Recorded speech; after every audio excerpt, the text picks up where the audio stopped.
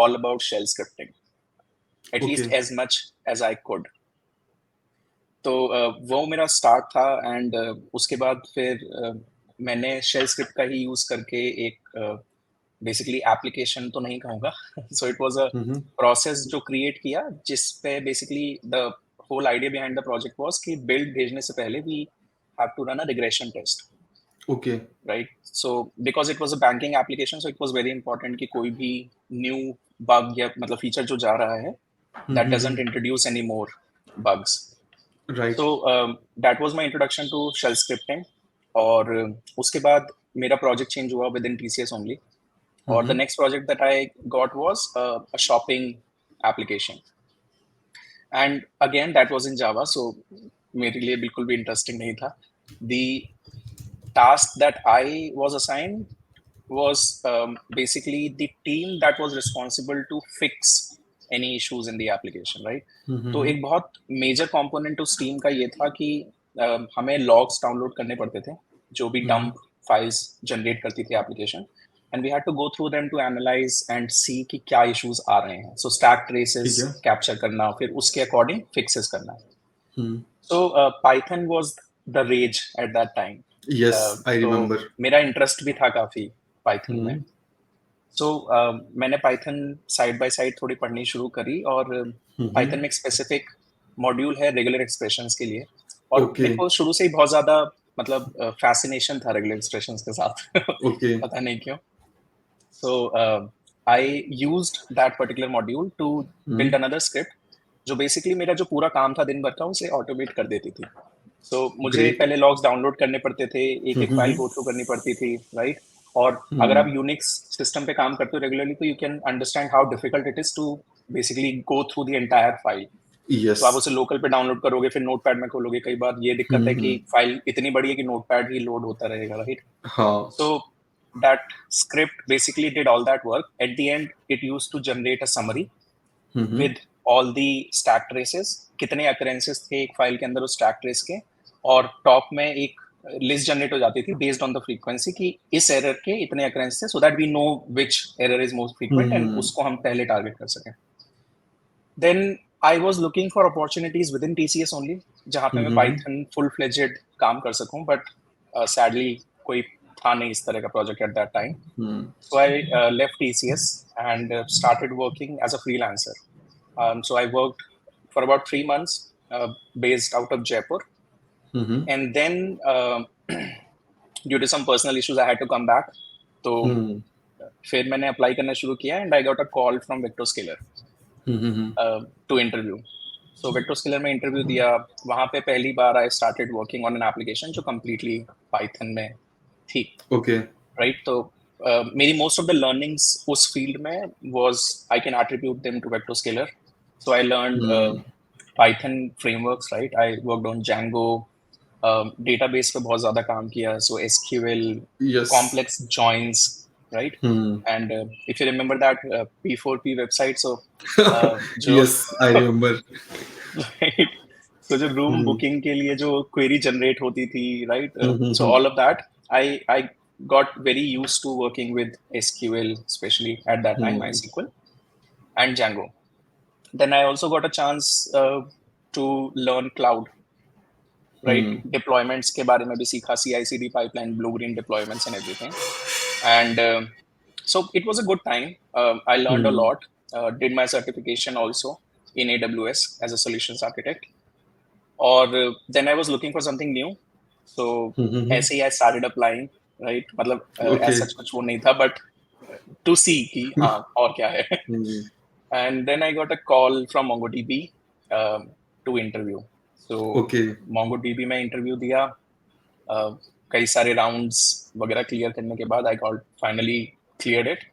और उसके Mm-hmm. बाद एक रिग्रेस ट्रेनिंग के बाद I started working as a consulting engineer, जो कि अभी I am currently working at. Amazing, amazing Nitin. तो रिस्पॉन्सिबिलिटीज क्या है नितिन मोंगोडीबी में तुम्हारी, लाइक एग्जैक्टली कैसा काम तुमको मिलता है? So MongoDB basically, मतलब the team that I am part of is called hmm. professional services, right? Hmm. PS बोलते हैं. And the main agenda or the main responsibility is to help people use MongoDB, Mm-hmm. right? So to increase the adaptability, basically that's my key role. Day to day work is like हमारी call schedules होती हैं और every day mostly it's a new client, अलग architecture, अलग technology stack. The common thing जो सभी में रहता है that is they are using MongoDB. Okay. So when Okay. you are using MongoDB, how you can optimize your database access, right? आप क्या और अच्छे से कर सकते हो to increase the speed of the queries that you're running. आप schema कैसे अच्छे से design कर सकते हो, right? So everything about MongoDB almost.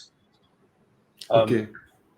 That is my key role to help ठीक है. people understand and better use MongoDB. Yeah. तो नितिन, एक मेरा पर्सनल क्वेश्चन, जैसे तुमने बोला ऑप्टिमाइजेशन ऑल दिस स्टफ, तो Right. अगर मैं गूगल पे सर्च करूं how to optimise SQL queries या फिर how to optimise MongoDBs Mhm. Queries part, तो Right.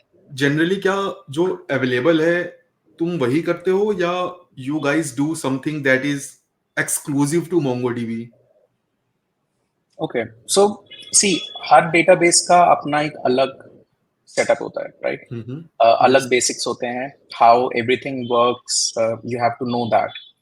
So during our training, we are taught all of that so that because when I say that I am going to help you optimize the use of MongoDB, that particular statement has to hold some value, right?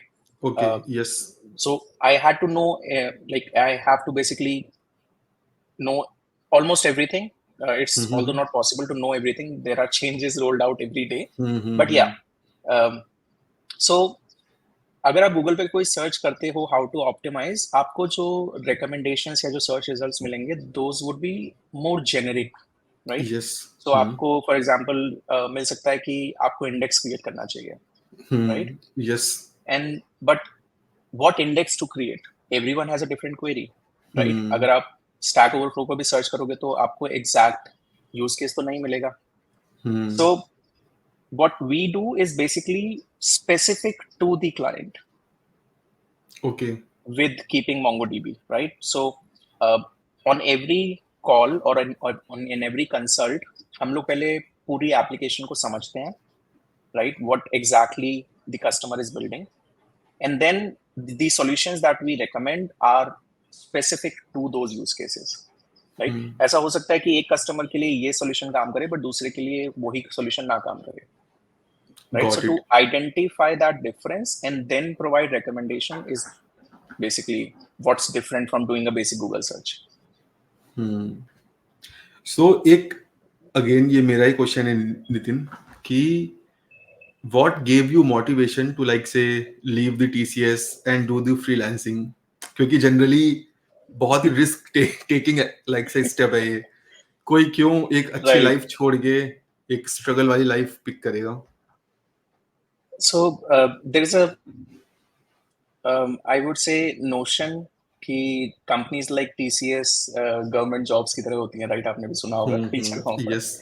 So when I actually got placed into TCS, like I was already working as a backend engineer in a startup. So my friend's friend had a startup, so I started working there as my final project cum training, right? Okay.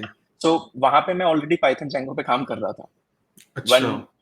जब मैंने घर पे बताया that I got placed into TCS, so the family was like कि TCS में क्यों नहीं job करनी है, वहाँ क्यों करनी है? So मतलब वो पूरा whole scenario है. तो that's why I left that to join TCS.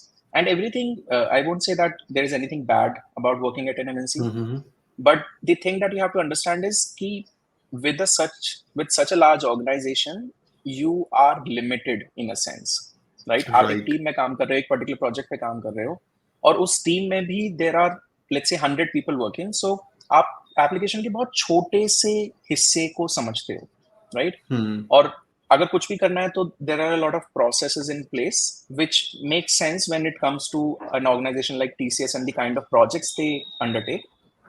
But at the same time, your personal growth as a developer, as a programmer, I found that to be limiting. And जब मुझे मतलब I was interested in Python, right? I started doing it even when that was not part of my job responsibility.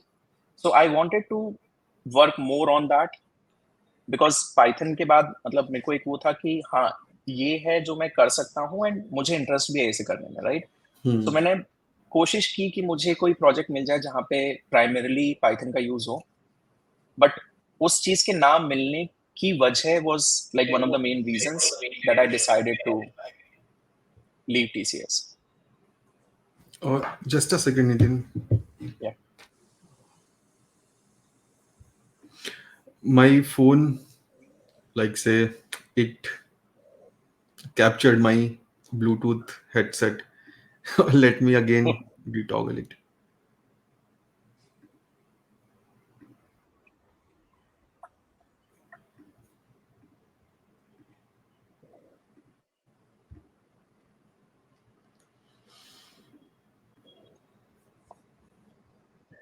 Yes. Am I audible, Nitin? Yeah. Okay. Sorry for the interruption. ठीक है, amazing. Nitin, like next I wanted to know is like say एक backend developer का career path क्या होना चाहिए? क्योंकि frankly speaking जैसे मेरी कई लोगों से बात होती है जो अभी कॉलेज में है, फाइनल ईयर में है और अपना कैरियर शुरू किया है, सो वो बैकएंड में जाने के लिए लाइक से कई सारी चीजें पढ़ लेते हैं. जावा पढ़ते हैं, Java with Spring Hibernate, Spring Boot और Python, and someone was also learning Node JS. They मतलब उनको क्लियर पाथ नहीं होता कि अगर बैकएंड डेवलपर बनना है तो वो शुरू कहाँ से करें और क्या क्या चीजें वो पढ़ें और वो कहाँ तक जाएं सो दैट वो एक अच्छे बैकएंड डेवलपर बन सकें. Okay. So पहली चीज तो आई वुड रिकमेंड इज कि when you are starting your career path, right, you see कि आपके सामने बहुत सारे options हैं, right? And in one way that's a good thing, in another way that's really a bad thing because that leads to confusion, right? So the first priority, whether it's a backend developer, front end developer या जो भी काम आप करना चाह रहे हो, कि you have to have a very narrow focus, right? आपका focus बहुत specific चीज पे होना चाहिए. आपको ये समझ में आना चाहिए कि which technology stack I am comfortable with, right? I can pick that up. और अगर मैं उसमें काम करूंगा तो I can easily do that work, right? Because क्या होता है कई बार आप स्टार्ट तो कर देते हो बिकॉज कि हाँ बहुत ट्रेंडिंग है, but at the end you realise कि ये आप मतलब लॉन्ग टर्म नहीं कर सकते, right? And that's more dangerous. So अगर आप जावा कर रहे हो स्प्रिंग बूट के साथ, हाइबरनेट के साथ, या फिर आप नोड जेएस कर रहे हो, राइट, और whether you are doing Python with any framework like Django और Flask, choose one. Okay. That's the most important thing, right? Choose one to begin with and get comfortable using that. तो आप जितना ज्यादा comfortable उसमें होते जाओगे, that would give you a strong hold जिस पे आप अप्लाई कर सकते हो, राइट? ऐसा नहीं है कि पाइथन जैंगो में जॉब्स कम है या नोड जेएस में जॉब्स कम है या फिर जावा में जॉब्स कम है, राइट? आपको हर पर्टिकुलर टेक्नोलॉजी स्टैक में जॉब्स मिल जाएंगी.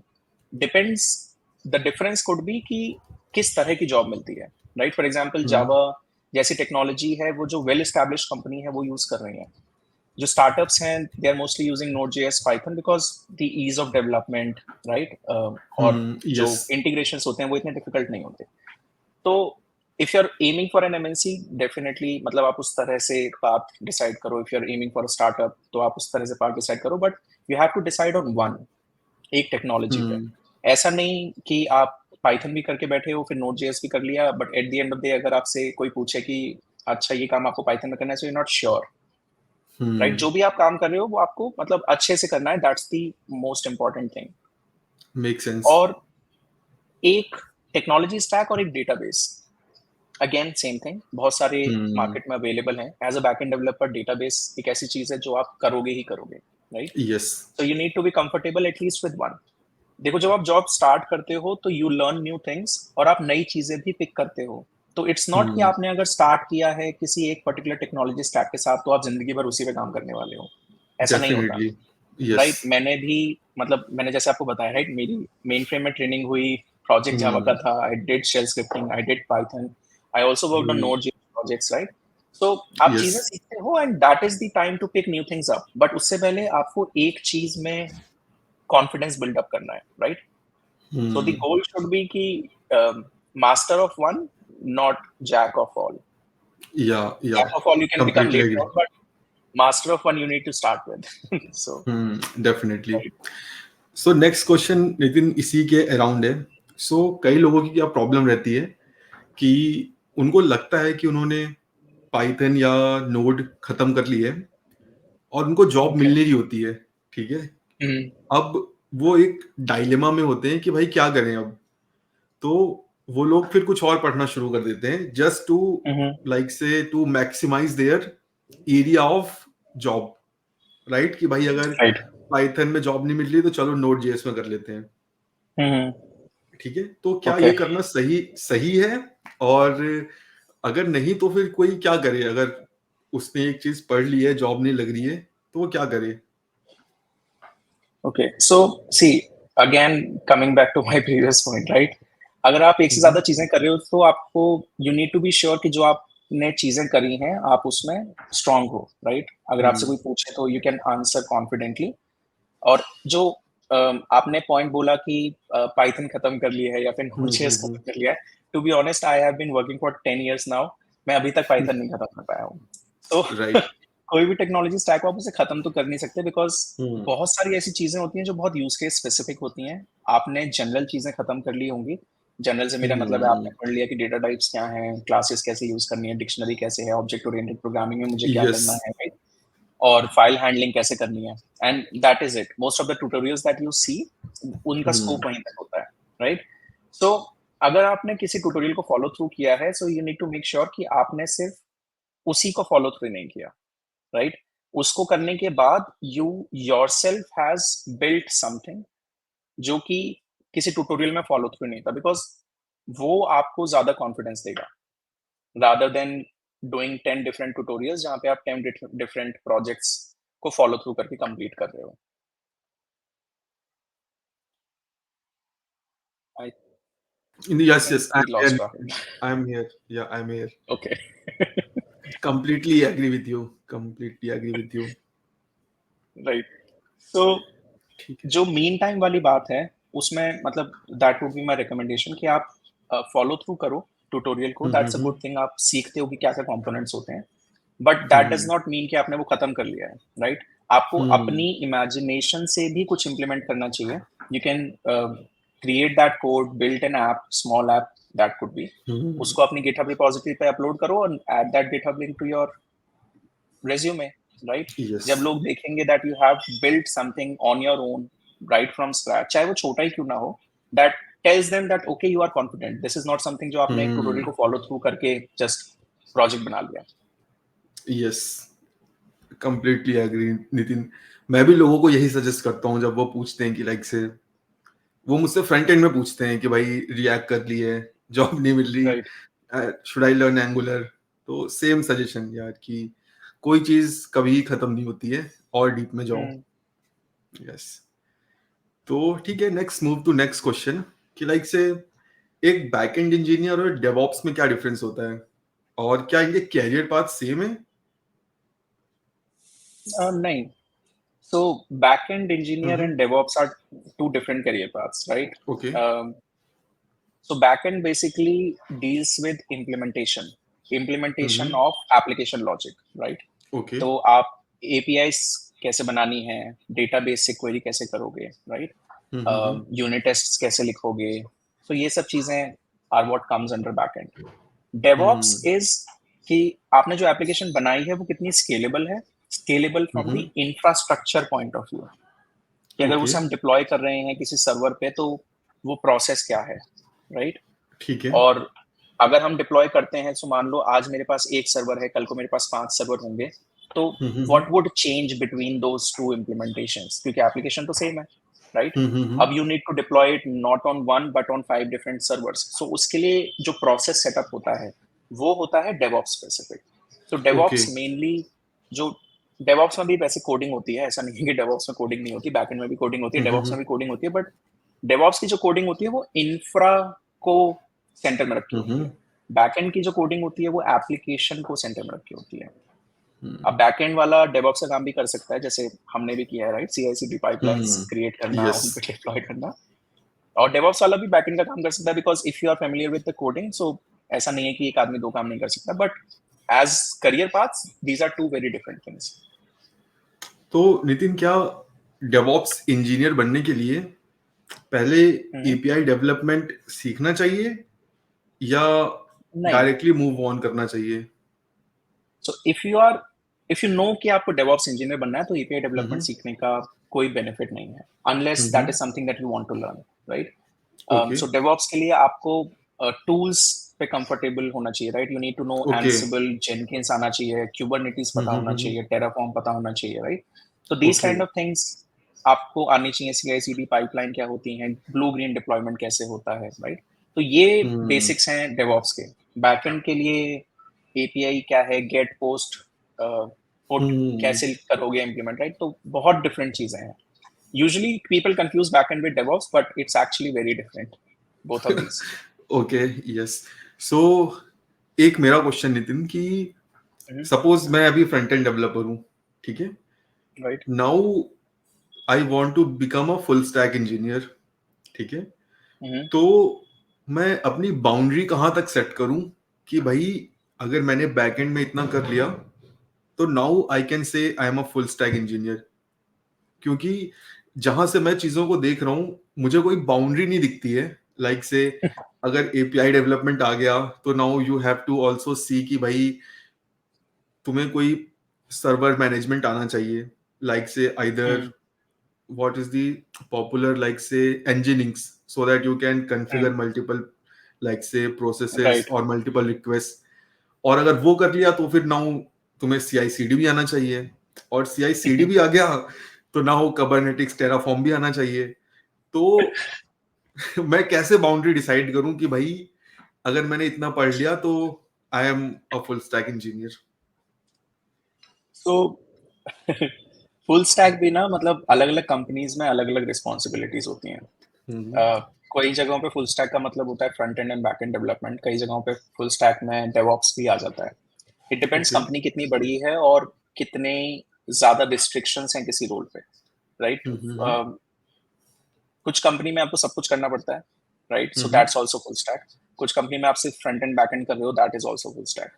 सो when it comes to you becoming a full stack engineer, मतलब जैसे आपने फ्रंट एंड, तो you are well versed in that, right, you're the master. But जब आप बैक एंड सीखते हो तो आपको बिल्कुल बेसिक से शुरू करना है. मतलब again you need to understand कि एपीआईज कैसे डेवलप होती हैं, राइट. डेटाबेस कैसे इंटीग्रेट होता है. जब आपने वो पूरा कर लिया, मतलब अगर मैं पोस्टमैन पे एक एपीआई कॉल हिट करता हूँ और वो मुझे एक रिस्पॉन्स लाके दे देती है बैकएंड को क्वेरी करने के बाद, और उस रिस्पॉन्स को फिर मैं एक लेआउट के अंदर फिट करके एक व्यू प्रेजेंट कर देता हूँ, तो that works, right. That's a starting point.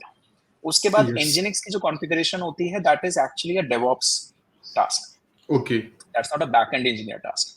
तो जब आप थोड़ा बैकएंड में कंफर्टेबल हो गए, फिर आप जो बाउंड्री इंक्रीज करोगे, that would include things like CI/CD deployments, right, and Nginx configuration. और आज के टाइम पे तो I would recommend that once you are comfortable with backend development, you should learn cloud, okay right, because that is more important and would be more useful, right. So cloud में कई सारी चीजें हैं जो कि actually backend engineer बहुत easily कर सकते हैं. CI/CD डिप्लॉयमेंट और ये सब चीजें, तो that's very easy if you know a few things about it. Got it. तो यस डेफिनेटली. बाउंड्री थोड़ा स्टेप बाय स्टेप इंक्रीज करनी पड़ेगी. अगर आप समझ बिल्कुल गया. बाहर तक वाली चीज देखोगे तो फिर आपको सब दिखेगा. Make sense. तो इन शॉर्ट नितिन की कोई बाउंड्री नहीं है, बट राइट. एक ए पॉइंट से शुरू करो और जेड तक पहुंचने की कोशिश करो, राइट. ए से तुम डायरेक्टली. टॉप्स ले लेके. Yes right definitely. Okay. So next question बहुत ही जेनरिक सा है नितिन. लाइक से तुम्हें पता ही होगा कि लाइक से कितने ले ऑफ्स हो रहे हैं और राइट. कंपनीज लाइक से एक्सप्लॉइट करनी है लाइक न्यू जॉइनीज को, और ऑफर लेटर रिवोक हो रहे हैं, कॉल्स नहीं आ रही हैं, तो इसके ऊपर लाइक कोई क्या टेक है तुम्हारा या कोई ओपिनियन? मतलब ओपिनियन तो I would not say, definitely market is down, तो कई सारी जगहों से फायरिंग हो रही है, and sometimes I feel like it it it becomes a trend once it starts, right? So अगर एक जगह से स्टार्ट होता है and the news comes into the yes. Market, then everybody thinks that okay, हम भी कर सकते हैं kind of, but okay, I am not as an expert to comment on that level. So but basically job के perspective से आजकल के time पे इफ यू सी कि ले ऑफ्स वगैरह हो रहे हैं, but at the same time you have a new pool of jobs available to you. So आप फ्रीलांसिंग देख सकते हो, राइट? रिमोट जॉब्स बहुत ज़्यादा हैं आजकल अवेलेबल, जो कि स्टार्टिंग में हमारे टाइम पे नहीं थी। So that's a good thing, क्योंकि everything that you do, whether it's as a freelancer also, adds to your experience, right?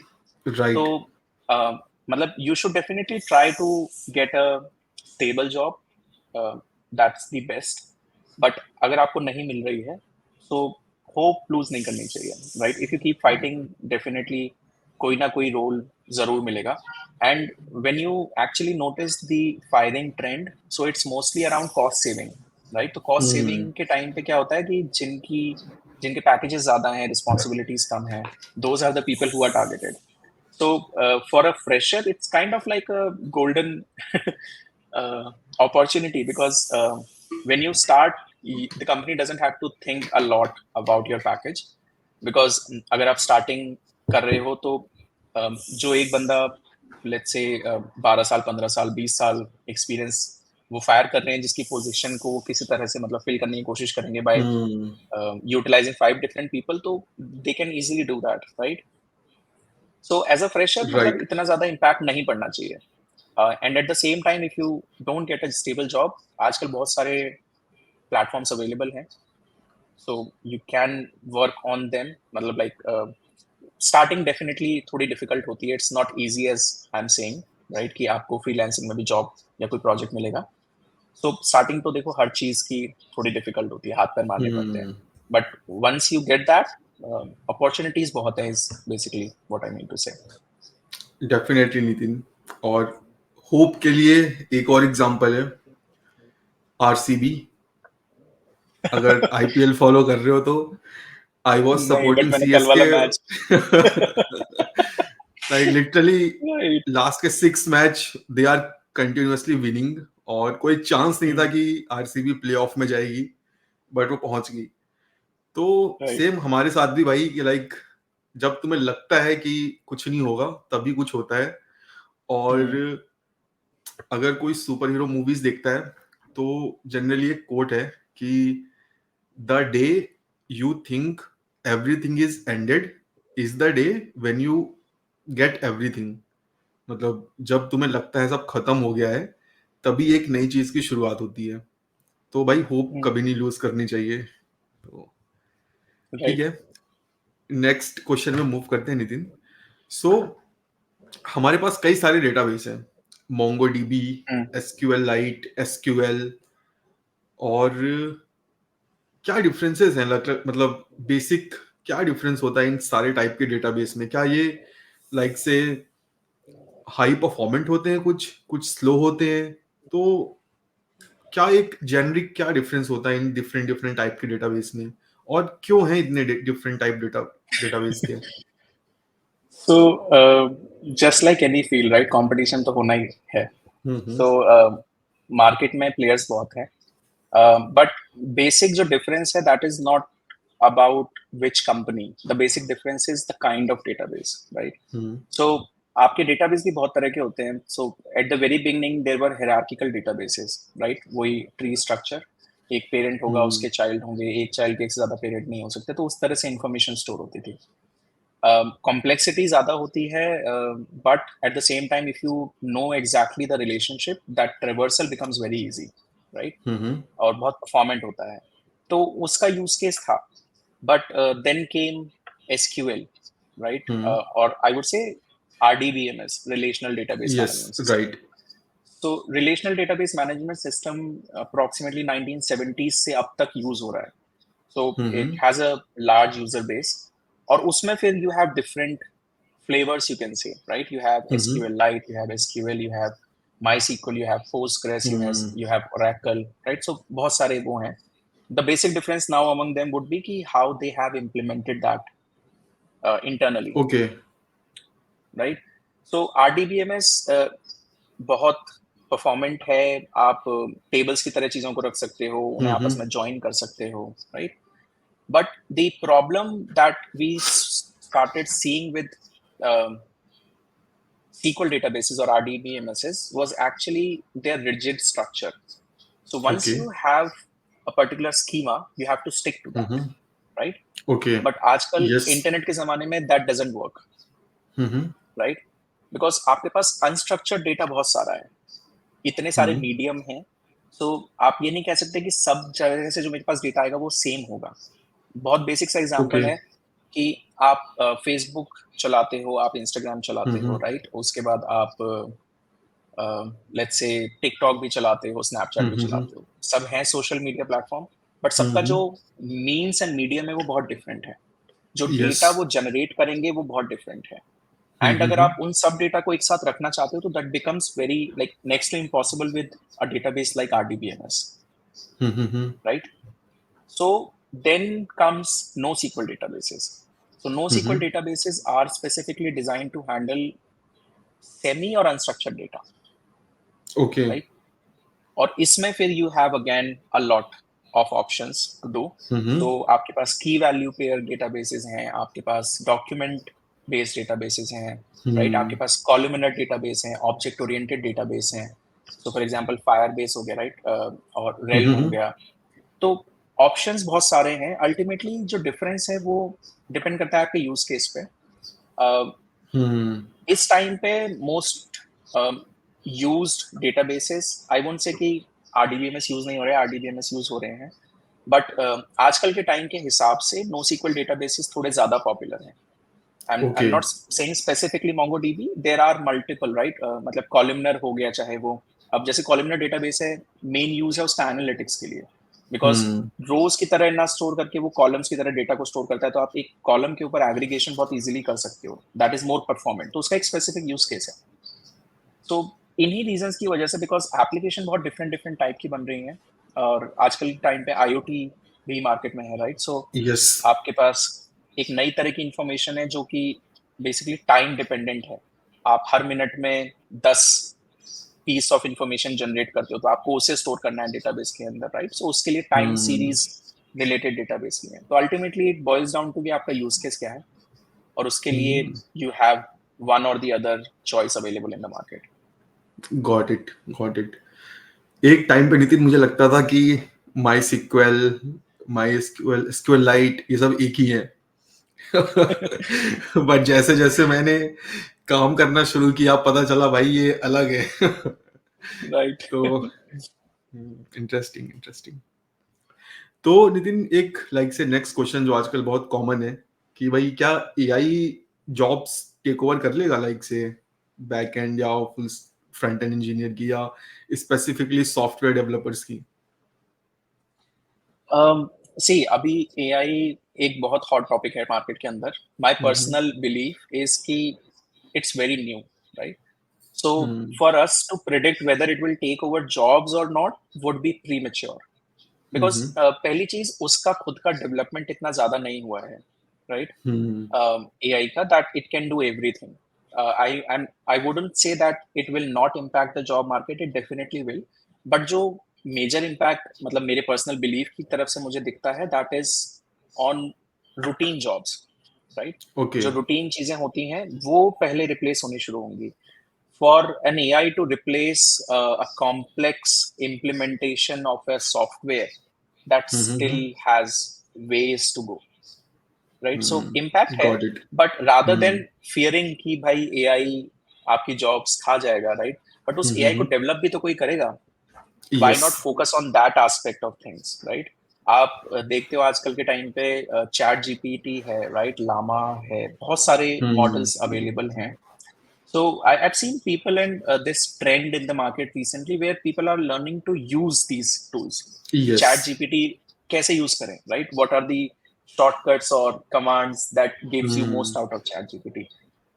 I would recommend a more concentrated effort into what goes behind building Chat GPT, right?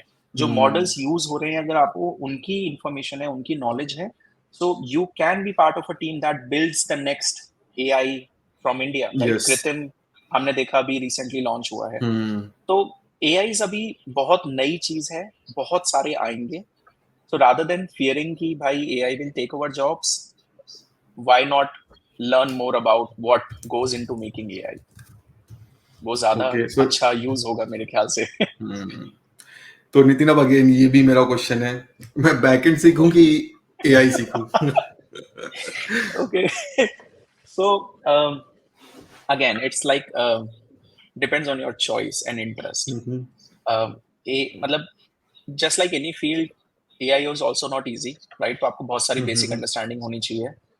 तो whatever floats your boats, मतलब I okay. would say that जिसमें आपको interest है, ऐसा कुछ नहीं है कि this is better or that is better. Both have hmm. their own use और दोनों में opportunities available हैं. तो जो आपको डेफिनेटली. इंटरेस्टिंग लगता है वो सीखना चाहिए, रादर देन किसी ने कह दिया. अगर मैं आज कह दूं एआई सीख लो और फिर दो लोग बैठ के एआई सीखने लगे hmm. But nothing comes out of that, so they will scold me at the end, right? या तो भाई वाई, सो सबकी अपनी गो अपनी विथ चॉइस योर होती है. किसी को इंटरेस्ट. सोनी, राइट, किसी को सोनी पसंद है, किसी को एप्पल पसंद है. तो yes, definitely. Okay, so Nitin, last two questions. Okay, so yeah, about the DSA, like से कि अगर मैं लाइक से जो फैंग है उनको 1 मिनट के लिए भूल जाता हूँ राइट. कि मुझे फैंग में नहीं जाना, तो कितनी डीएसए आनी चाहिए like say to get a job? अब कितनी DSA, like this is again subjective, but I would love to see like say और हियर योर फीडबैक कि तुम्हें डीएसए के बारे में लाइक से क्या तुम्हारा ओपिनियन है, क्योंकि आजकल लाइक से एवरी एवरी लाइक से न्यू पर्सन इज लाइक से selling DSA course or launching DSA course, even me. Right. Yesterday I took a session okay. on Linkist. तो ओह. क्या लगता है कि कितनी डीएसए लोगों को करनी चाहिए? ओके, सो डीएसए का जो मेन फोकस है, that is data structures, right? That is one hmm. Part. The other part is algorithms. So from the data structure point of view आपको बेसिक्स तो आने चाहिए, right? You need to know what a stack is, what link list is, what queue is, right? Tree क्या होते हैं, graphs क्या होते हैं. So as long as you understand the basics, जैसे आपको पता है कि स्टैक है तो लास्ट इन फर्स्ट आउट होगा, राइट? यस. क्यू है तो फर्स्ट इन फर्स्ट आउट होगा. Basic difference. हम्म.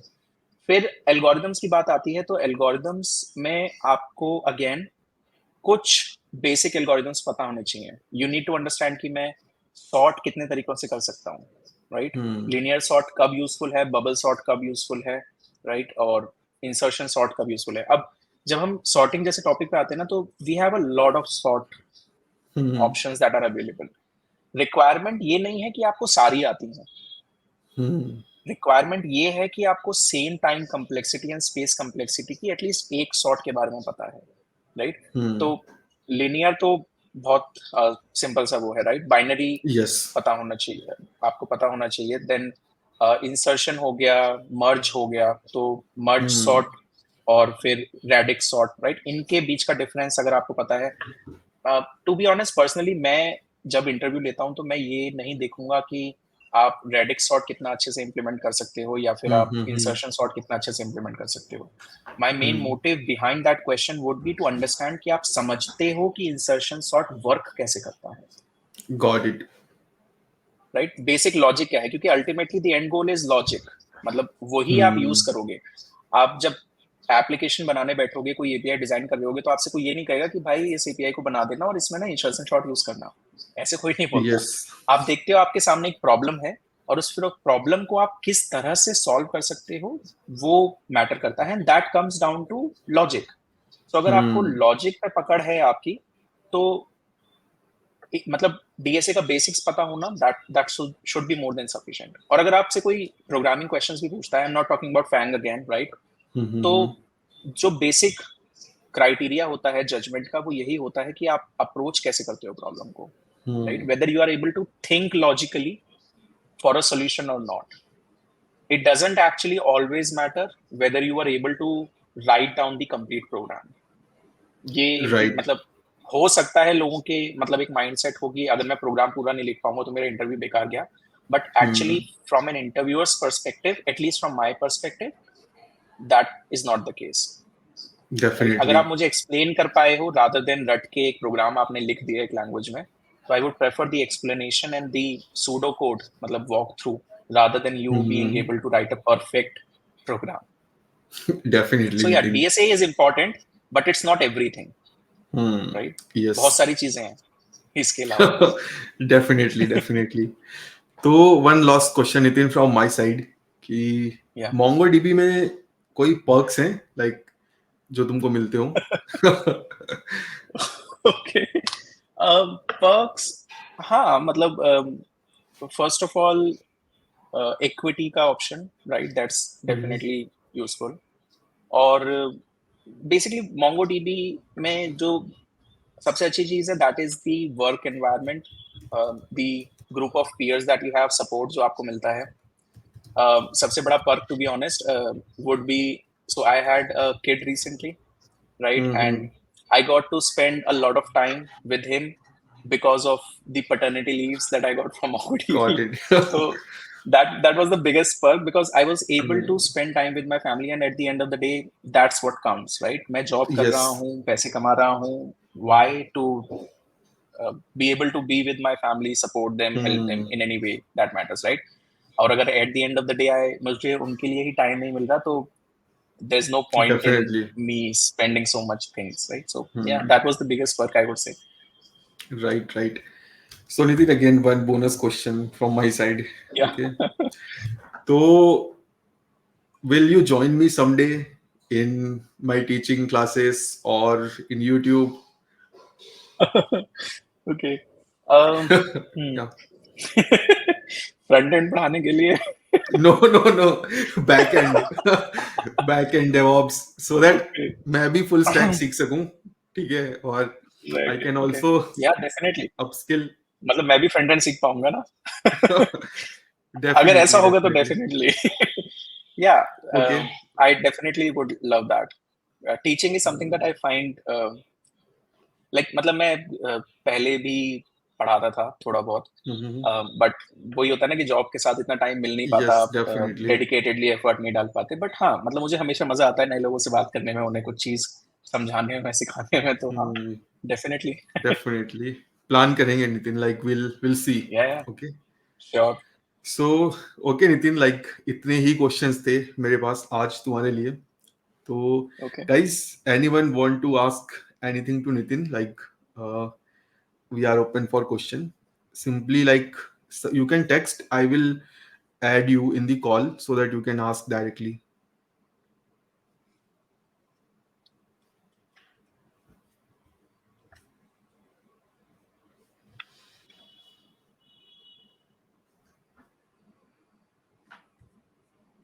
Guys कोई क्वेश्चन अगर हो तो बताओ otherwise like what we can wrap.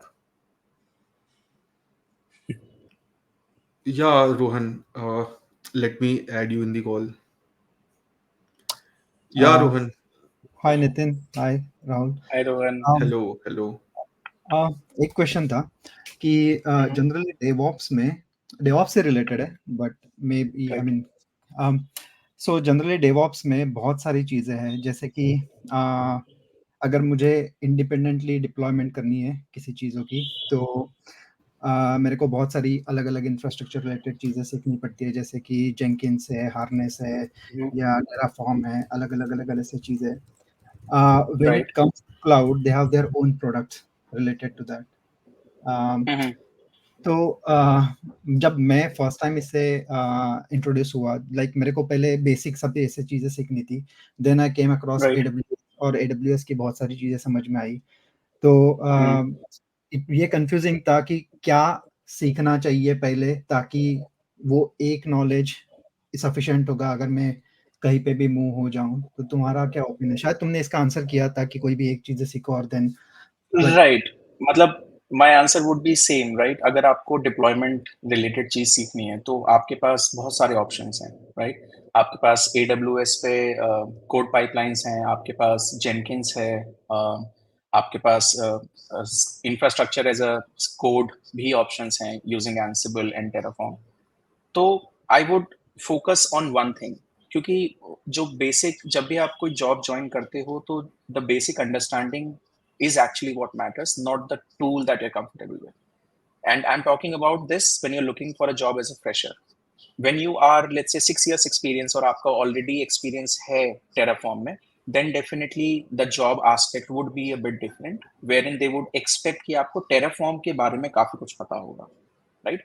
But as a fresher, अगर आपको पता है कि CI/CD क्या होता है, right? ब्लू ग्रीन डिप्लॉयमेंट क्या होता है, और आपको एक टूल आता है उस चीज को अचीव करने के लिए, that should be more of your focus. So learn different components of the entire process rather than learning multiple different tools to achieve the same thing, is what my advice would be. cool, thanks. Okay, thank you Rohan. So Nitin, एक person पूछ रहे हैं कि like say how do you get the call from MongoDB? Okay. So, to be honest, I actually don't know with surety, right? As I said, so I was applying on a lot of different platforms, and from somewhere, one of the technical HR from MongoDB got my number, Okay. and then that's how I basically got. Can't say whether it was LinkedIn or Naukri or 10 other different platforms that I was using at the time. Yeah, sometimes you have to keep looking. तो Right. कोई ना कोई देख ही लेता है तुमको. So yeah. Let's wait, Nitin, 1 or 2 minutes अगर Yeah. और questions हैं, otherwise we can wrap.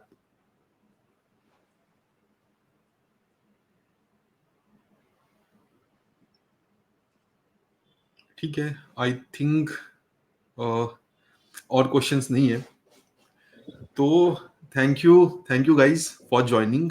और नितिन, थैंक यू अगेन कि तुमने बिजी you, शेड्यूल में से टाइम निकाला.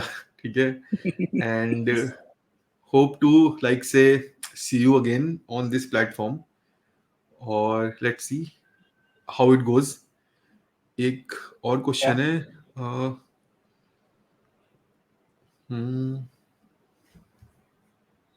let me first read it because it's a very long question. Okay.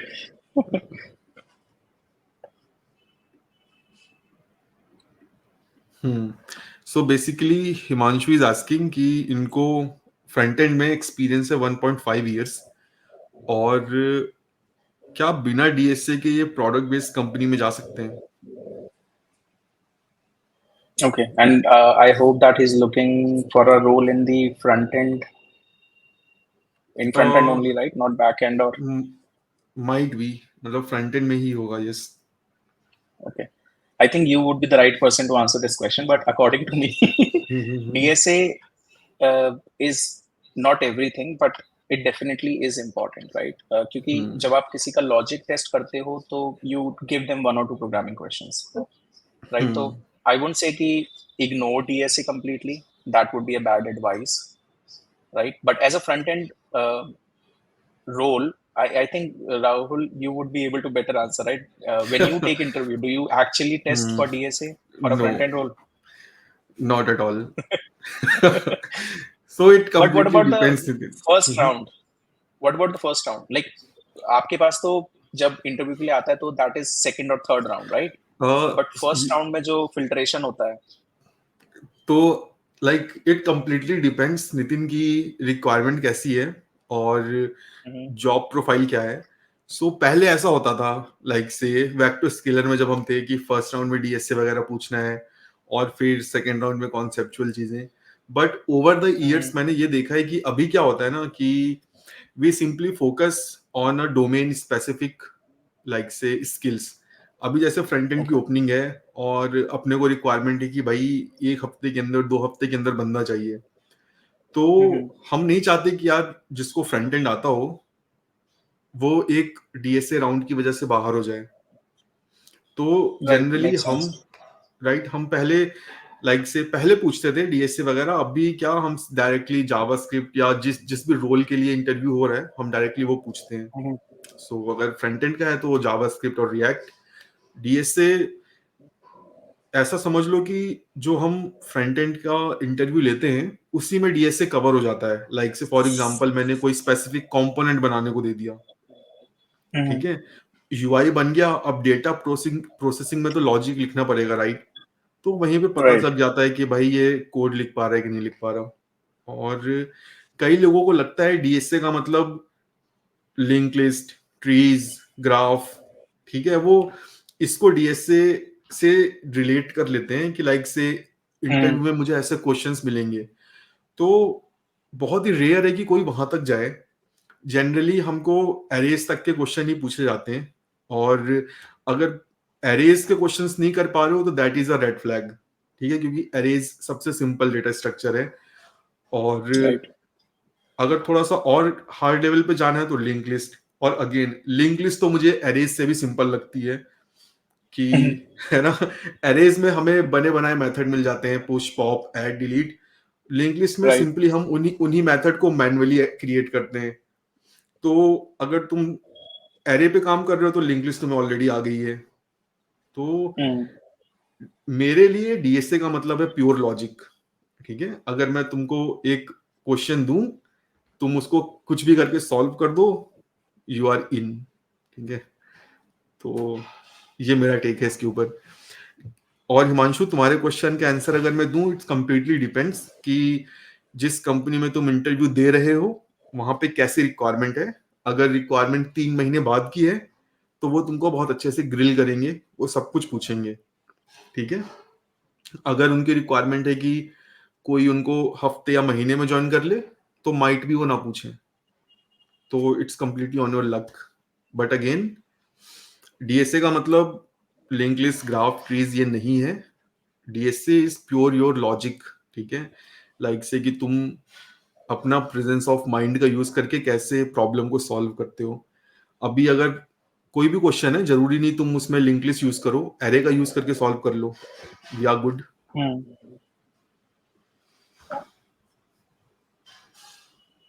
तो any more question guys? Shreshth, Shahnawaz, otherwise we can wrap. Thank you Himanshu. ठीक है Nitin, see you again someday, and thank you guys for joining this session, and enjoy your Sunday night, and कल तो office join करना है तो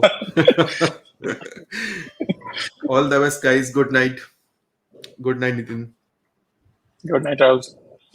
bye.